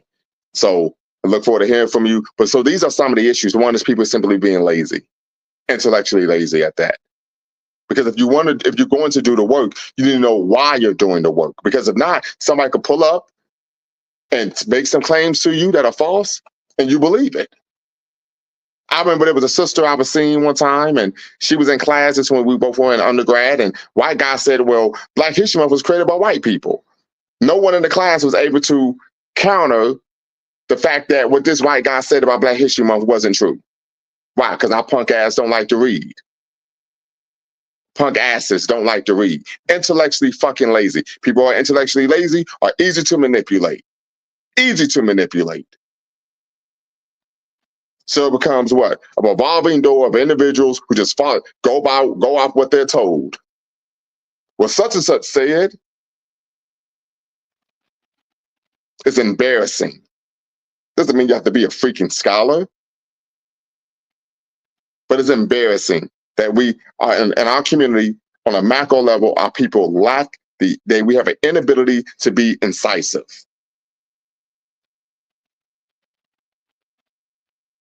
So we talk about, we want to get down to the brass tacks. What are some of the real issues? These are the real issues. So when someone is showing you they're a buffoon, they're a clown, they're not someone to be taken serious, and you still keep coming up with reasons to defend the motherfucker. Right. That's a problem. And then we wonder why we have the issues we have on the world stage. We wonder why people don't take us serious. Part of it is anti-Black racism. Part of it is our goddamn selves.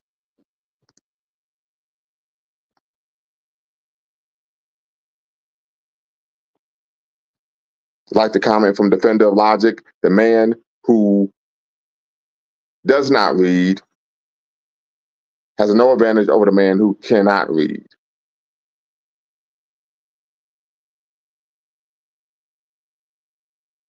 Come on. Come on. So come on. We gotta pull up and we gotta handle our BI. We gotta handle our BI. We really do. We really do. Right. I've been part of some nonprofit organizations. Yes. The new wave of anti-intellectualism is very intentional. Absolutely. Absolutely. Anti-intellectualism has made a strident return.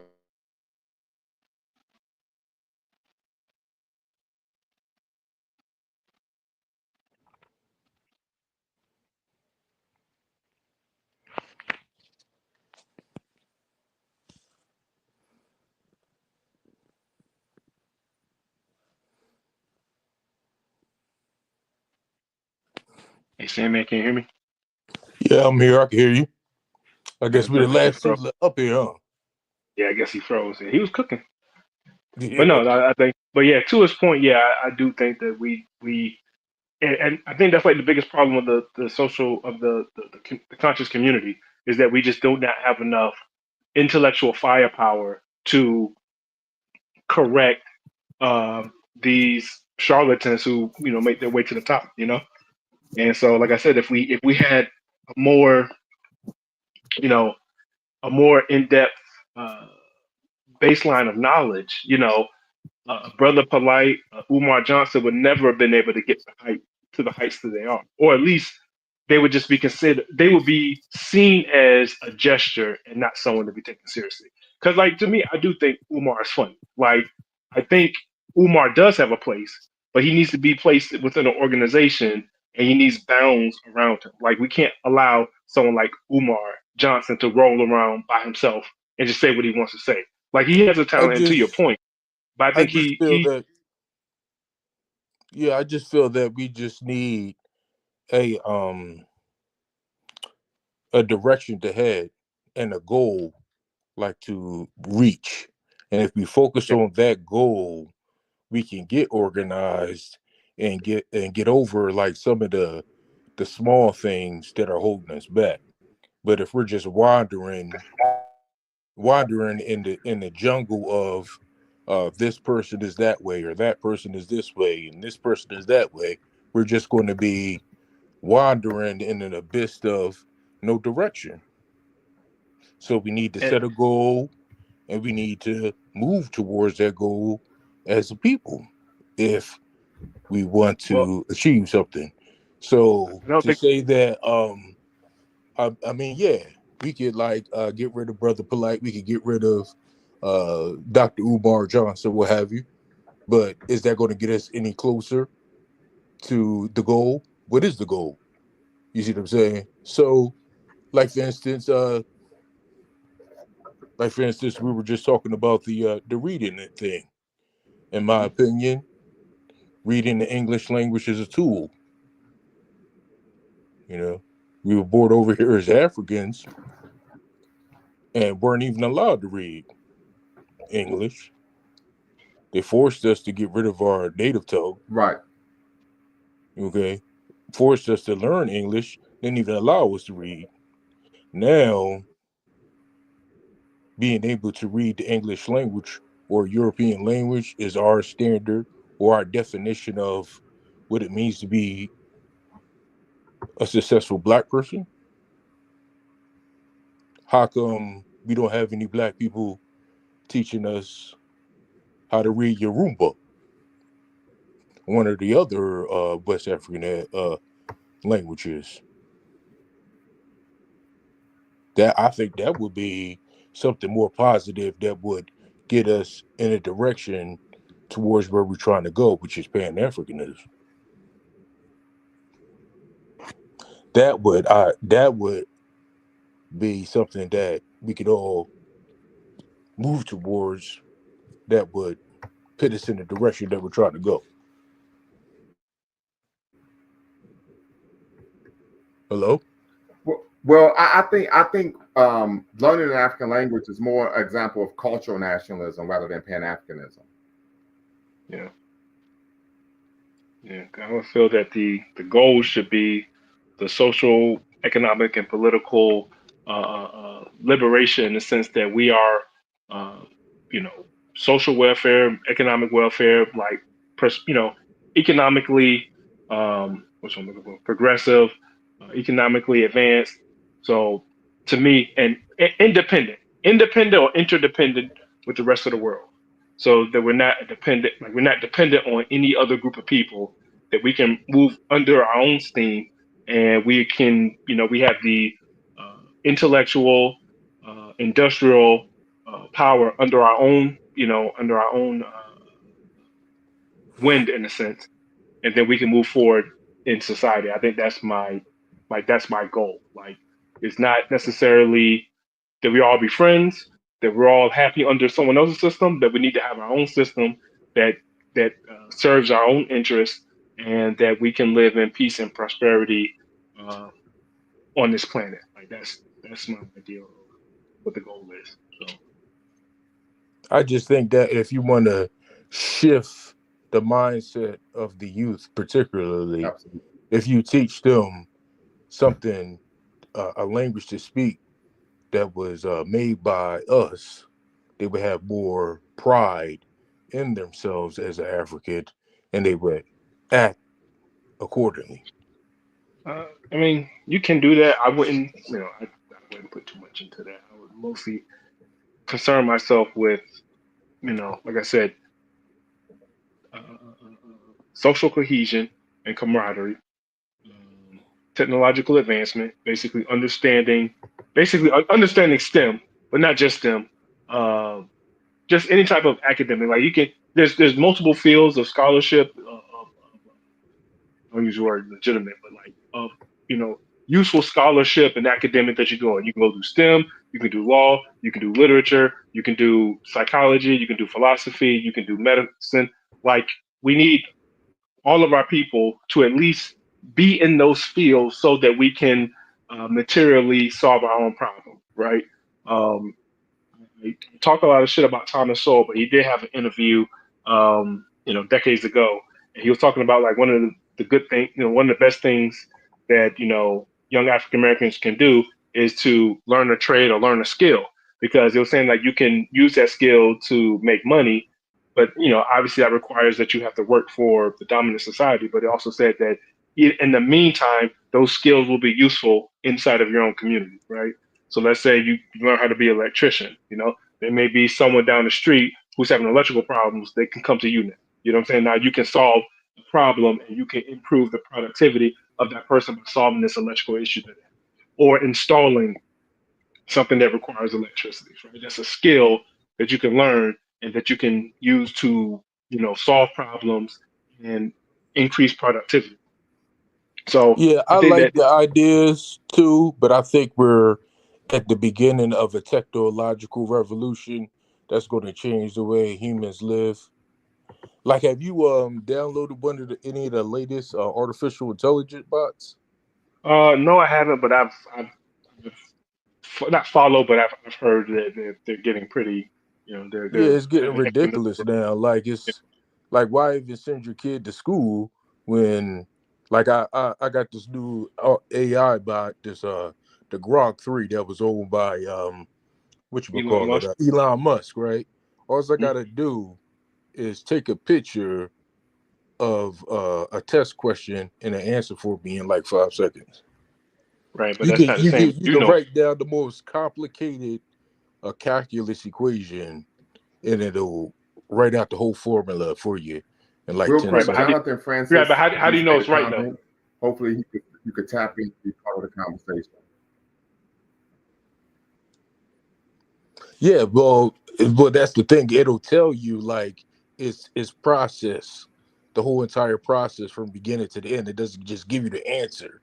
It gives you Right, the but you whole have to. entire op process, and you can verify if it was correct based on the Right, but process that it took. So it'll write it all down. So it'll say, I multiply this by that, and then I took right, but you have to the understand it though. equation for that. Yeah. So yeah, of course, but what I think what will happen is it's going to revolutionize the way that students and young people start to learn when they'll be able to engage with artificial intelligence that could, spit these formulas out to them at a fast rate of pace of speed, and they could, uh, learn at their own pace as opposed to being in a class setting and one kid who might be way more advanced than him, that kid has to slow down his pace of learning so that the kid at the lowest of the class can catch up, or vice versa. Like the kids at the top who are the most in-depth the knowledge of that particular subject matter, they're making it hard for the people at the bottom of the class to understand the complexity of the subject matter at hand. So I think it's going to change the way that human beings in general learn. Right, but but I guess that's learning. But I guess the point I was making is that we need to have these skills so that when we do come together, we can actually build and produce and be productive and solve our own problems. That's the point I was getting at in terms of us having the skills. But yeah. Very good, very good. So, family, hey, we're gonna close out, and once again, we're gonna do a part 2 to this show in probably a couple of days. On Black, peace.